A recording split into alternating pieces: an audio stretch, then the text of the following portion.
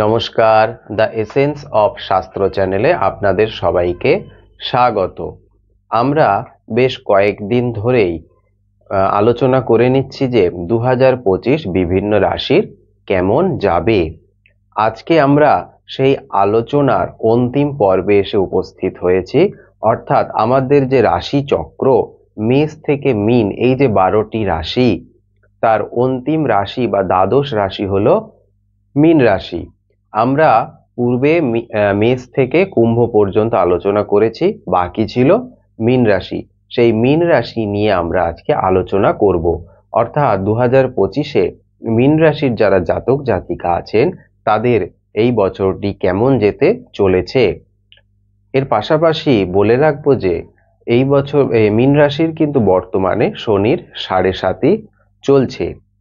এছাড়াও এই রাশিফল তখনই পূর্ণাঙ্গতা পাবে যখন এই রাশি ফলের পাশাপাশি প্রত্যেকটি মীন রাশির জাতক জাতিকা যারা আছেন তাদের তো একটা নির্দিষ্ট জন্ম ছক আছে, সেইখানে বিভিন্নভাবে বিভিন্ন গ্রহের অবস্থান আছে, নির্দিষ্ট দশা অন্তর্দশা আছে, তার পাশাপাশি গোচর ফল, এই সমস্ত কিছুর বিচার বিশ্লেষণ করলে একটি পূর্ণাঙ্গ বিচার পাওয়া যাবে। তাও আমরা এটি একটি সাধারণ রাশিফল গণনা। এই বার্ষিক যে রাশিফল গণনা, এর মাধ্যমে আপনারা জেনে নিতে পারবেন যে এই বছর কোন দিকে আপনাদের সুযোগ সুবিধে আছে বা কোন কোন ক্ষেত্রে আপনাদের অসুবিধে আছে, এইগুলো জেনে নিয়ে সামনের দিকে এগিয়ে চলতে হবে। মীন রাশির 2025 কেমন যাবে এটা আলোচনা করার পূর্বেই বলে নেব যে মীন রাশির 2025-এ স্বাস্থ্য কেমন যেতে চলেছে। মীন রাশির স্বাস্থ্যের দিক থেকে এই 2025 কিন্তু একটু দুর্বল থাকছে, তাই বছরের শুরু থেকেই স্বাস্থ্যের ব্যাপারে একটু যত্নবান হতে হবে। এবং শারীরিক যে প্রকৃতি, আমাদের তো শরীরের একটা প্রকৃতি বাত, পিত্ত, কফ, এই যে শারীরিক প্রকৃতি, এই শারীরিক প্রকৃতি অনুসারে কিন্তু আমাদের এই বছর একটু খাবার দাবার খেতে হবে। বছরের শুরু থেকে মে মাস পর্যন্ত রাহু আপনাদের প্রথম ভাবে থাকছে, ফলে এই সময় হজমের সমস্যা হওয়ার একটা কিন্তু প্রবণতা থাকবে। অন্যদিকে মার্চের পর শনি আপনাদের প্রথম ভাবে এসে উপস্থিত হবে। শনির প্রথম ভাবে উপস্থিত হওয়া এটি কিন্তু স্বাস্থ্যের জন্য ভালো নয়। এই সময় আপনাদের মধ্যে অলসতা দেখা দেবে। এর পাশাপাশি খাদ্যাভ্যাসের ভারসাম্যহীনতা আপনাদের যে শারীরিক ফিটনেস সেইখানে কিন্তু প্রবলেম ঘটাবে। যেহেতু প্রথম ভাবে শনির অবস্থান থাকবে এবং এটি রাশিচক্রের দ্বাদশ রাশি, ফলে আপনাদের শরীরের বিশেষ করে কোমর, হাত এবং হাঁটু, এই 3 জায়গায় কিন্তু প্রবলেম দেখা দেবে। এই বছর এই সমস্যা থেকে নিজেকে বাঁচাতে অবশ্যই যোগ ব্যায়াম করবেন, ডাক্তারি পরামর্শ নেবেন এবং স্বাস্থ্য সচেতন থাকতে হবে এবং খাদ্যাভ্যাসের কিন্তু কিছু পরিবর্তন প্রয়োজন। এরপর আমি বলে নেব যে মীন রাশির যারা জাতক জাতিকা আছেন, পড়াশোনার সাথে যুক্ত, শিক্ষার সাথে যুক্ত, তাদের 2025 কেমন যেতে চলেছে। 2025 মীন রাশির শিক্ষার ক্ষেত্রটি মোটামুটি শুভ থাকছে। বছরের শুরু থেকে মে মাসের মাঝামাঝি পর্যন্ত বৃহস্পতি আপনাদের তৃতীয় ভাবে অবস্থান করবে, ফলে যারা বাড়ি থেকে বাইরে পড়াশোনা করছেন বা যারা ভ্রমণ সংক্রান্ত বিষয় নিয়ে পড়াশোনা করছেন তাদের জন্য এই সময়টি শুভ। এরপর বৃহস্পতি মে মাসের মাঝামাঝির পর আপনাদের চতুর্থ ভাবে এসে উপস্থিত হবে এবং সেখান থেকে অষ্টম, দশম এবং দ্বাদশ ভাবকে প্রভাবিত করবে। ফলে যারা গবেষণা ধর্মী পড়াশোনা করছেন, রিসার্চ করছেন, কিংবা যারা পেশাগত শিক্ষা গ্রহণ করছেন বা বিদেশে পড়াশোনা করছেন তাদের জন্য কিন্তু এই বছরটি শুভই থাকছে।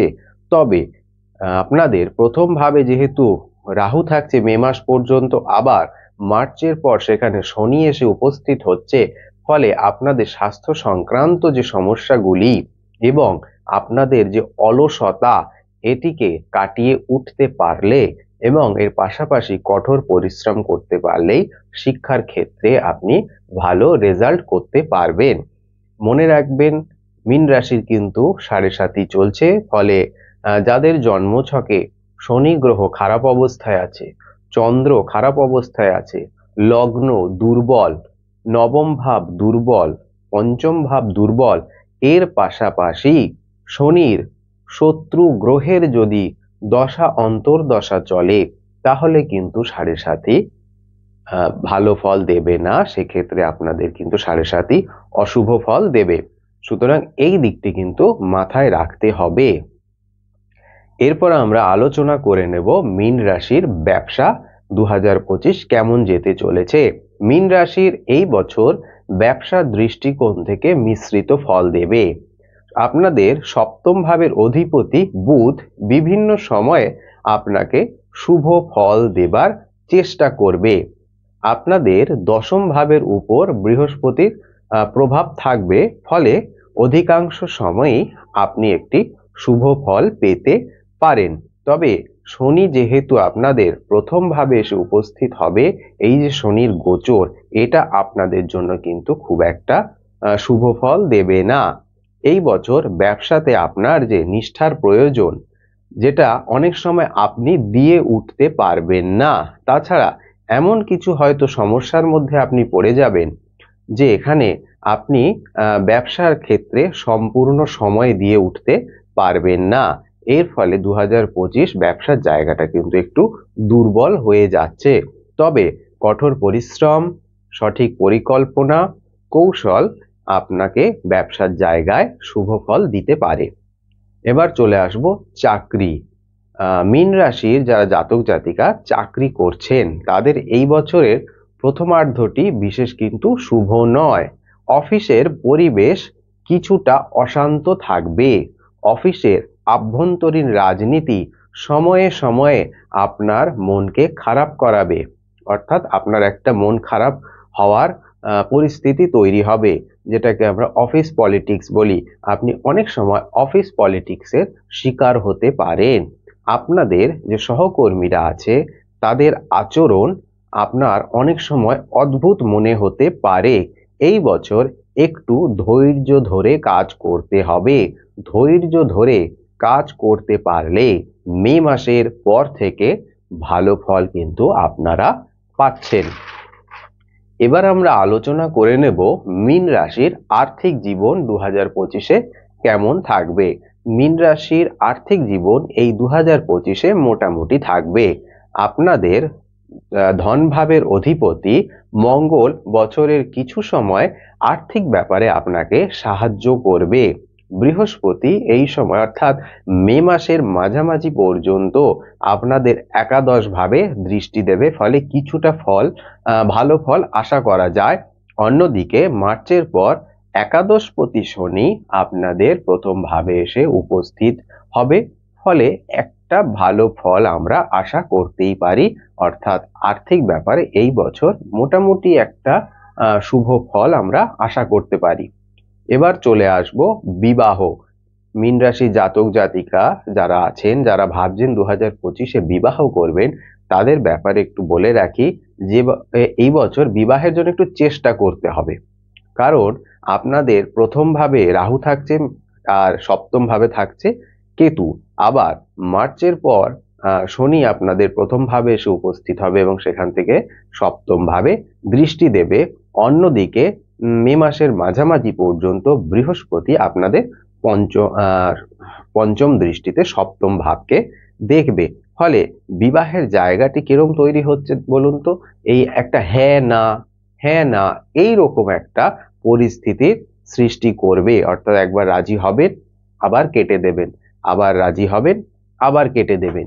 এই বিষয়টা কিন্তু এই বছর থাকছে। এছাড়াও এই বছর পাত্র পাত্রী নির্বাচনের ক্ষেত্রে তাদের স্বাস্থ্যের দিকে একটু কিন্তু খেয়াল দিতে হবে। এই গেল মীন রাশির বিবাহের জায়গাটি। এবার চলে আসব পারিবারিক জীবন। পারিবারিক জীবনে বছরের শুরু থেকে মার্চ মাস পর্যন্ত শনির তৃতীয় দৃষ্টি আপনাদের দ্বিতীয় ভাবের উপর কিন্তু থাকছে, ফলে পারিবারিক ব্যাপারটি এই সময় দুর্বল হয়ে যাচ্ছে। এই সময় আপনাকে একটু বুদ্ধি খরচ করেই আপনার আত্মীয় পরিজন এবং পরিবারের সদস্যদের সঙ্গে কিন্তু সম্পর্ক রাখতে হবে। এই বছর চতুর্থভাবে বৃহস্পতি থাকবে, ফলে এই সময় আপনি বাড়ি মেরামতের কাজ বা ঘর বাড়ি সাজানোর কাজটি কিন্তু করে নিতে পারেন। এবার চলে আসবো যে মীন রাশির জাতক জাতিকারা যারা ভাবছেন 2025-এ একটি জমি বা বাড়ি বা গাড়ি করবেন, তাদের ক্ষেত্রটি কেমন থাকছে। প্রথমেই বলি, বছরের প্রথম ভাগটি কিন্তু এই বাড়ি জমি বা গাড়ি কেনার ক্ষেত্রে কাজে লাগাতে পারেন। এই বছর গৃহ নির্মাণের প্রক্রিয়াটিও এগিয়ে নিয়ে যেতে পারবেন। তবে জমি বাড়ি গাড়ি যাই কিনুন না কেন, সেক্ষেত্রে কিন্তু কাগজপত্রের দিকে একটু ভালো করে খেয়াল দিতে হবে। অর্থাৎ কাগজপত্র যাচাই না করে, ভালো করে না পড়ে কখনোই কোনো কাজে হাত দেবেন না।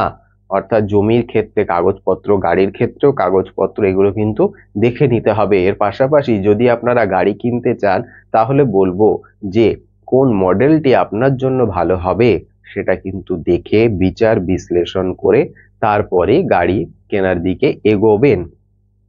আর এর পাশাপাশি অবশ্যই নিজস্ব জন্ম ছক একবার কিন্তু বিচার করে নিতে হবে যে সেখানে জমি বাড়ি গাড়ি কেনার ক্ষেত্রটি কি অবস্থায় রয়েছে, কি দশা অন্তর্দশা চলছে। এবছর কিন্তু বারবার আমি একটা কথা বলছি যে এবছর কিন্তু আপনাদের শনির 7.5 চলছে, তাই বুঝে শুনে এগোবেন। আর অবশ্যই নিজেদের যে হরোস্কোপ আছে, পার্সোনাল যে হরোস্কোপ আছে, সেইখানে গ্রহদের কি অবস্থা, কি দশা অন্তর্দশা চলছে, গ্রহদের নক্ষত্রগত ফল, ভাবগত ফল, গ্রহদের নিজস্ব ফলাফল, তার পাশাপাশি দশা অন্তর্দশা এবং গোচর, এই এত কিছুর বিচার বিশ্লেষণ কিন্তু একবার করে নিতে হবে। এবার চলে আসব যে এই 2025-এ মীন রাশির যারা জাতক জাতিকা আছেন, তারা কি উপায় করে নেবেন বা কি প্রতিকার করে নিলে এই বছরটি আপনারা ভালো থাকতে পারবেন। প্রথমেই বলি যে প্রতি চতুর্থ মাসে শুকনো নারকেল প্রবাহিত জলে ভাসিয়ে দিন। প্রতি চতুর্থ মাসে, মানে আমরা 12 মাস তাকে যদি ভাগ করে নিই, 3 মাস অন্তর চতুর্থ মাস, এই চতুর্থ মাসে আপনি একটি শুকনো নারকেল প্রবাহিত জলে ভাসিয়ে দেবেন এবং নিজের মনস্কামনা বা যে সমস্যায় আপনারা জর্জরিত হয়ে আছেন সেটি থেকে মুক্তি পাওয়ার জন্য প্রার্থনা অবশ্যই করবেন। এই বছর মদ মাংস খাওয়া থেকে কিন্তু বিরত থাকুন। মঙ্গলের বছর, তাই জন্য আপনারা যেহেতু মীন রাশির জাতক জাতিকা, বৃহস্পতির জাতক জাতিকা, তাই এই বছর এই মদ মাংস খাওয়া থেকে কিন্তু বিরত থাকুন। এবং এর পাশাপাশি বলবো অবশ্যই মা দুর্গার পূজা পাঠ করবেন। আর এর পাশাপাশি যেখানে দেখবেন যে কুমারী পূজা হচ্ছে, দুর্গা পুজোর সময় হয়, অন্নপূর্ণা পুজোর সময় হয়, বা বিভিন্ন মন্দিরে বাৎসরিক পুজো, সেখানেও দেখবেন কুমারী পূজা হয়ে থাকে। সেই কুমারী পূজার সময় সেইখানে উপস্থিত থাকবেন এবং সেই যে কুমারী পূজা হচ্ছে সেই কুমারীকে অবশ্যই কিছু উপহার দেবার চেষ্টা করবেন, তাকে প্রণাম করবেন, যেরকম হয় আর কি, সেগুলো অবশ্যই করে নেবেন। এর পাশাপাশি আমি বিভিন্ন রাশির আলোচনার সময় একটা কথা বলেছিলাম যে যেহেতু মঙ্গলের বছর, মাথা গরম হওয়ার প্রবণতা থাকবে, জেদ বৃদ্ধি হওয়ার প্রবণতা থাকবে। আবার কিছু কিছু রাশির দ্বিতীয়ভাবে রাহুর প্রভাব থাকার ফলে এবং মঙ্গলের প্রভাব থাকার ফলে কথাবার্তায় একটা তীব্রতা বা উগ্রতা বা এমন কিছু কথা বলে বসলেন যার ফলে আপনার জীবনে কোনো বিপদ নেমে এলো, এই বিষয়গুলি কিন্তু একটু মাথায় রাখতে হবে। এগুলো আমি বিভিন্ন রাশির আলোচনার সময় বলে দিয়েছিলাম যে কাদের কাদের কথাবার্তায় সাবধান হতে হবে।